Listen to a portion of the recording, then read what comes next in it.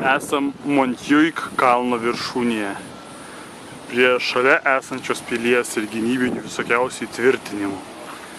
Kaip matom, čia vykdavo smarkus mūšiai. Marius irgi labai smarkiai nusiteikęs. Va, ir nežinau, dabar turbūt judėsim į tą pilį. Įėjimas 22 €, kiek girdėjau, žmonės šnekėjo. Bet, kaip sakant, iš pilies mašinos išvažinėjai. Viską. Adris jau ispaniškai pradėjo šnekėti, jeigu ką.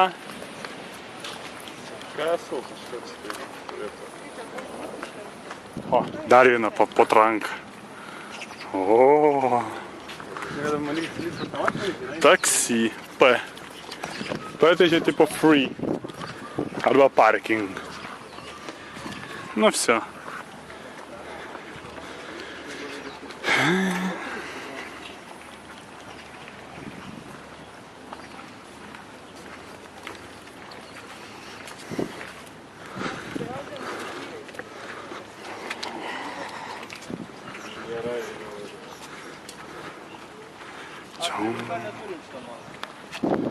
Montjuik pabūklai.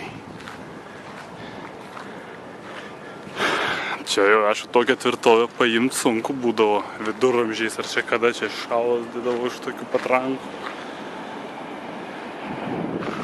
nuo jūros.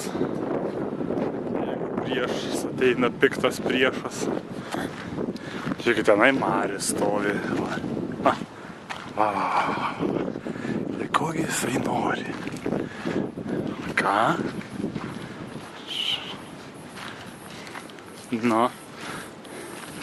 Taip, Mario, mes tavęs klausom. Aš ir fotoaparatas. Aham tau. Ne, tu nežinai net kas čia yra. Kareivis šeikas.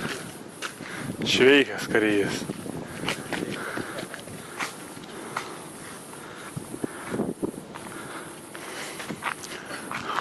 Nu, pataisyk biškį. Arūnai. Iš čia.